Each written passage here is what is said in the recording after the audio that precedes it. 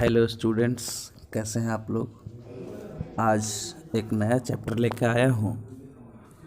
BA भूगोल प्रतिष्ठा, BA part 1 पत्र 1 और यूनिट 2 से संबंधित एक पेपर है, चैप्टर है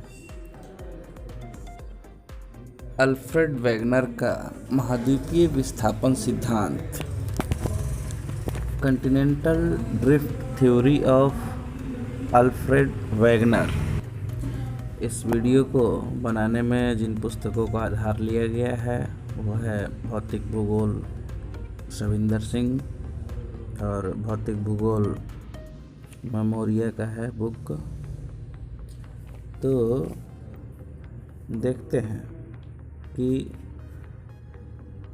18वीं शताब्दी में विश्व भर के वैज्ञानिकों, जलवायुवेत्ता और भूगोलवेत्ताओं में एक उत्सुकता जगी थी कि सौर मंडल का निर्माण कैसे हुआ। इसी क्रम में पृथ्वी का निर्माण कैसे हुआ। पृथ्वी का निर्माण हो गया तो इस पर जो महासागर और महाद्वीप हैं, ये जो जिस रूप में दिखते हैं, तो ये उत्सुकता थी कि क्या निर्माण के समय भी ये इसी रूप में थे या बाद में ये इस रूप में आए हैं। तो कई लोगों ने प्रयास किया इसको समझाने का। तो इसी क्रम में एक थ्योरी डेवलप हुआ, यानी लोगों ने इस तरह से सोचना शुरू किया कि महाद्वीप अभी जहाँ पर है पहले से वहाँ पर नहीं थे, ये धीरे धीरे प्रवाहित होकर के एक स्थान से दूसरे स्थान पर चले गए हैं, यानी कि जिस रूप में है अभी। तो सबसे पहले एंटोनियो स्नाइडर फ्रेंच स्कॉलर थे। इन्होंने 1858 में महाद्वीपों को विस्थापित होने की संभावना प्रकट की थी। बाद में 1908 में टेलर ने, जो अमेरिका के जियोलॉजिस्ट थे, अपने रिसर्च पेपर में महाद्वीपीय प्रवाह की घटना को सही माना। लेकिन जो सर्वप्रथम विस्तृत व्याख्या की, उसमें नाम आता है अल्फ्रेड वेगनर। ये जर्मनी के थे और जर्मन भाषा में 1912 में कॉन्टिनेंटल ड्रिफ्ट थ्योरी की विस्तृत व्याख्या की। लेकिन 1914 में प्रथम विश्व युद्ध हो गया, जो 1918 तक चला, 1914 से 1918 तक। इसलिए इनकी थियोरी की ओर किसी का ध्यान नहीं गया। इसलिए 1924 ईस्वी में इसका जो अंग्रेजी अनुवाद हुआ उसने पूरे विश्व में तहलका मचा दिया। यानी कि जो एकेडमिक जगत था उसमें हलचल मच गई कि ऐसी भी कोई थ्योरी हो सकती है। तो आइए शुरू करते हैं वेगनर का कॉन्टिनेंटल ड्रिफ्ट थ्योरी। इन्होंने मूलभूत जो समस्या थी जलवायु संबंधी परिवर्तन, उस पर काम करना शुरू किया और उन्होंने माना कि यदि स्थल भाग एक जगह पर रहे हों तो जलवायु कटिबंधों का क्रमशः स्थानांतरण हुआ होगा, जिस कारण भी कभी शीत, कभी उष्ण तथा शुष्क एवं कभी उष्णार्ध जलवायु का आगमन हुआ होगा। परंतु ऐसे स्थानांतरण के प्रत्यक्ष प्रमाण नहीं मिलते। जैसे ये इनका कहना है कि भारत में अभी गर्म जलवायु है, लेकिन प्राचीन काल में, ऐतिहासिक काल में यहाँ पर ठंडी जलवायु के भी प्रमाण हैं। तो ये क्यों और कैसे है। दूसरा इनका सोचना था कि यदि जलवायु कटिबंध स्थिर रहे हों तो फिर स्थल भागों का स्थानांतरण हुआ होगा।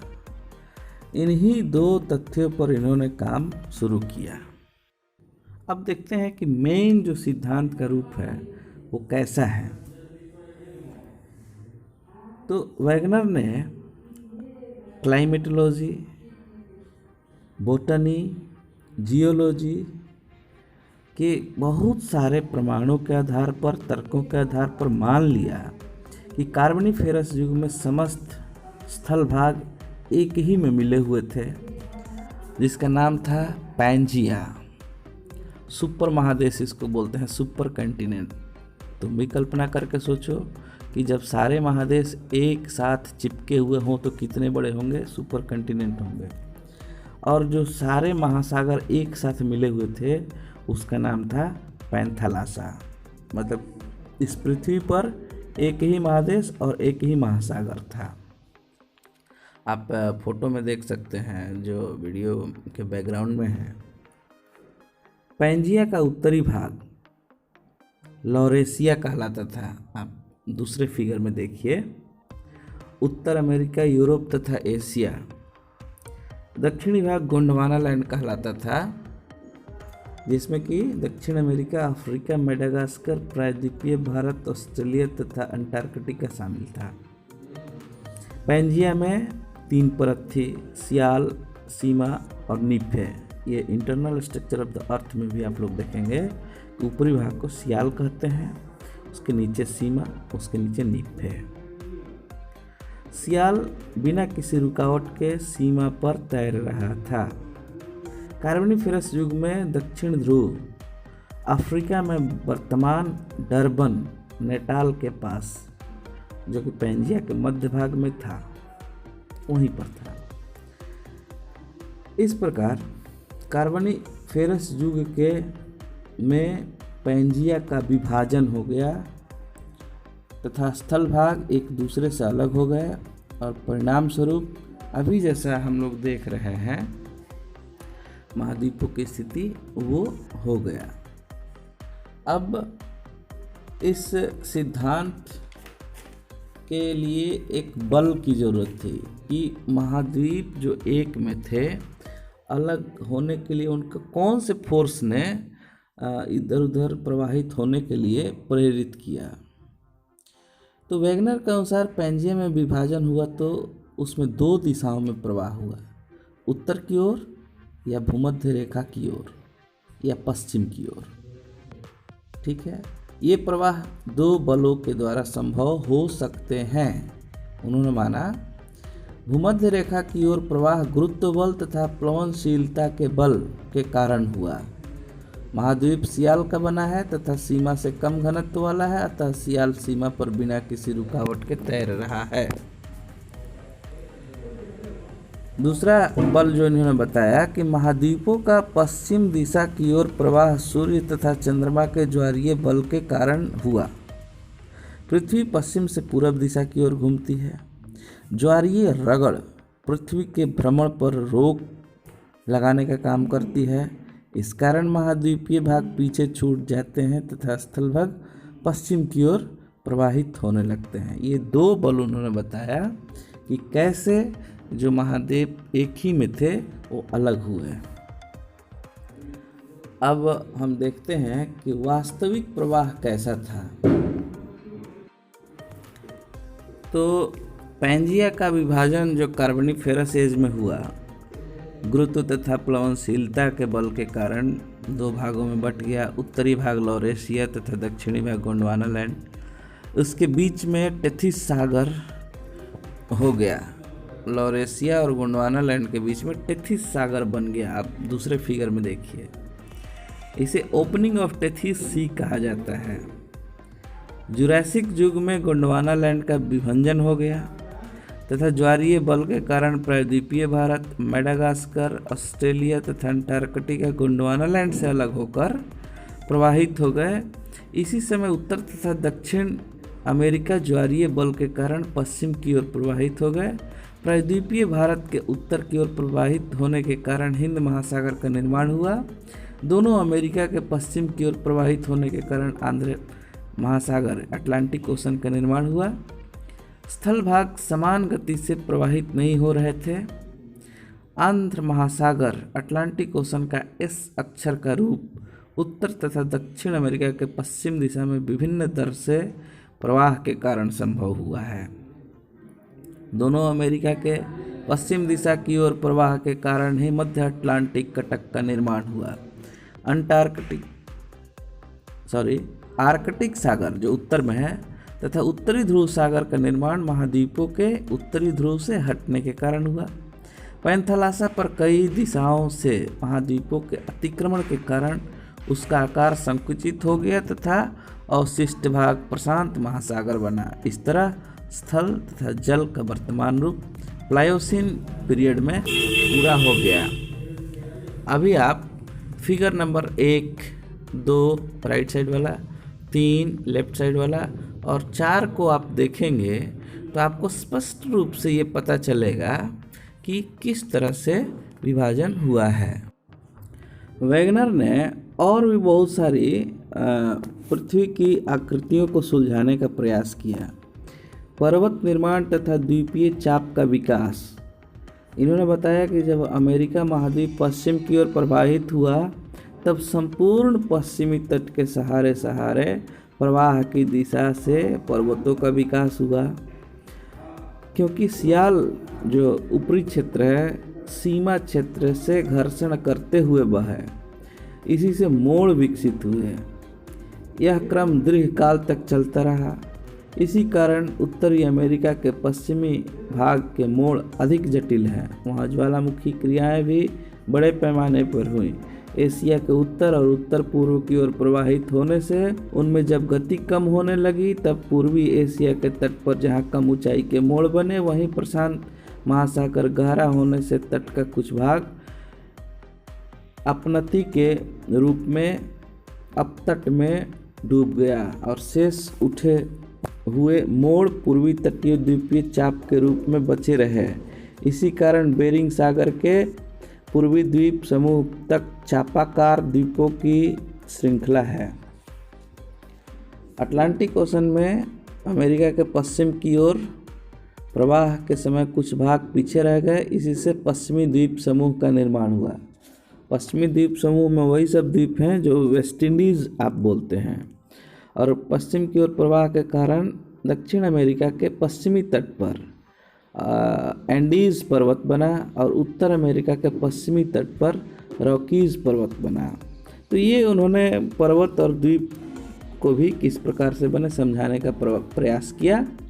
एक और चीज़ उन्होंने प्रयास किया है कि हिमानीकरण कब कब कैसे कैसे हुआ। अंटार्कटिका युग में दक्षिण गोलार्ध में हिमावरण का व्यापक विस्तार हुआ, जिस कारण दक्षिण गोलार्ध के ब्राज़ील, फाकलैंड, दक्षिण अफ्रीका के कारू प्रदेश, प्रायद्वीपीय भारत, ऑस्ट्रेलिया तथा अंटार्कटिका में हिम प्रसार हो गया। कार्बोनिफेरस युग में सभी स्थलपिंड एक स्थल भाग के रूप में थे। दक्षिण ध्रुव वर्तमान डरबन के पास था। इस तरह दक्षिण ध्रुव पैंजिया के मध्य में था। जब हिम चादर का फैलाव हुआ होगा तो दक्षिण ध्रुव के इन सभी स्थानों पर हिमावरण छा गया होगा। बाद में महाद्वीपीय प्रवाह के कारण स्थल भाग अलग हो गए होंगे। इस तरह ग्लोसोप्टेरिस वनस्पति का वितरण भी इन सभी क्षेत्रों में हुआ होगा। अब इस सिद्धांत को प्रमाणित भी करना था, इसलिए उन्होंने कई प्रमाण इकट्ठे किए और इसके समर्थन में बताया। उन्होंने बताया कि जो वर्तमान अटलांटिक ओशन के दोनों तट पर स्थित हर्सिनियन तथा कैलिडोनियन पर्वत क्रम में आज भी भूवैज्ञानिक समानता है।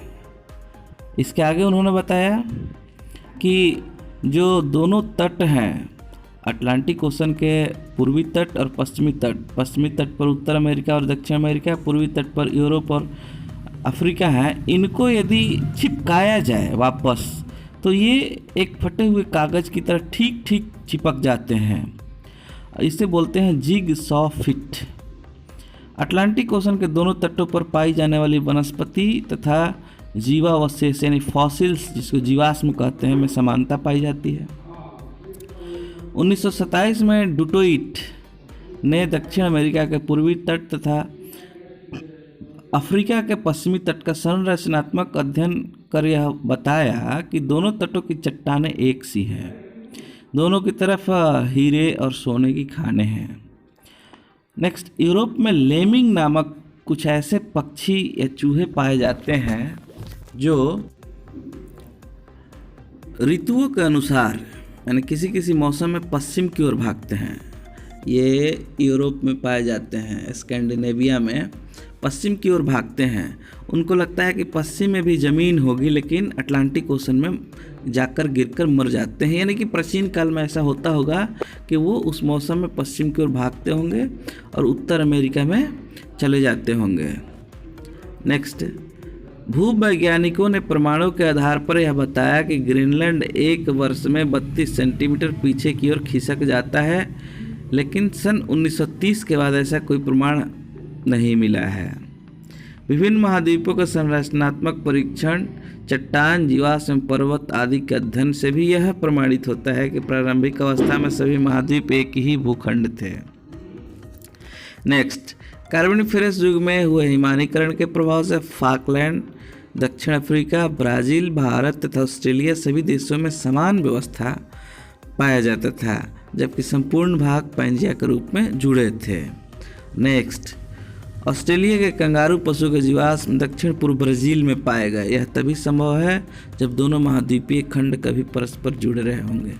तो ये सभी प्रूफ एविडेंसेस उन्होंने अपने सिद्धांत के लिए रखा।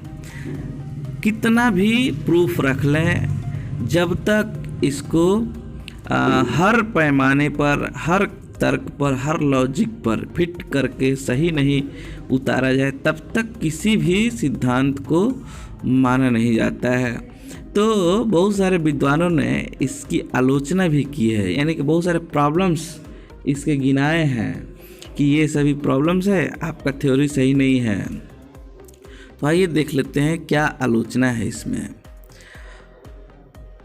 एक नंबर पे है, वेगनर ने बताया कि सीमा पर सियाल बिना किसी रुकावट के तैर रहा था तथा बाद में पुनः बदलकर बताया कि सीमा में बहने से सियाल पर रुकावट पैदा हुई।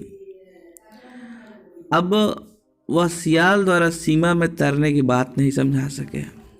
दूसरा, जो महाद्वीपीय प्रवाह बल का प्रयोग किया है वेगनर ने, वह अस्वाभाविक है और गलत है, क्योंकि चंद्रमा व सूर्य महाद्वीप को पश्चिम दिशा में तभी खिसका सकते हैं जबकि वर्तमान बल ज्वारीय बल से 90 अरब गुना अधिक हो। अतः ऐसे बल से महाद्वीप खिसक ही नहीं सकते, और यदि ऐसा होता तो आज भी पश्चिम की ओर खिसक रहे होते। नेक्स्ट, वेगनर ने यह सही से नहीं बताया कि महाद्वीप कब तक किस दिशा में प्रवाहित हुए, न इस बात को स्पष्ट किया कार्बोनिफेरस युग से पहले समस्त पैंजिया महाद्वीप किस स्थिति में निरंतर एक महाद्वीप बना रहा, यानी कि उसके पहले क्यों नहीं इसमें विस्थापन हुआ। नेक्स्ट, वेगनर की यह बात हर जगह लागू नहीं होती कि समस्त महाद्वीपों को आसानी से मिलाया जा सकता है, क्योंकि अटलांटिक ओशन के ही संपूर्ण तटों को भली भांति नहीं सटाया जा सकता, उसमें भी कहीं कहीं 800 किलोमीटर का डिफरेंस है। इस प्रकार वेगनर का महाद्वीपीय विस्थापन सिद्धांत ने पूरे विश्व में विद्वानों में एक नई उत्साह पैदा किया, एक नई दिशा दी, ताकि उस ओर और लोग काम कर सके और सही स्थिति का पता कर सकें।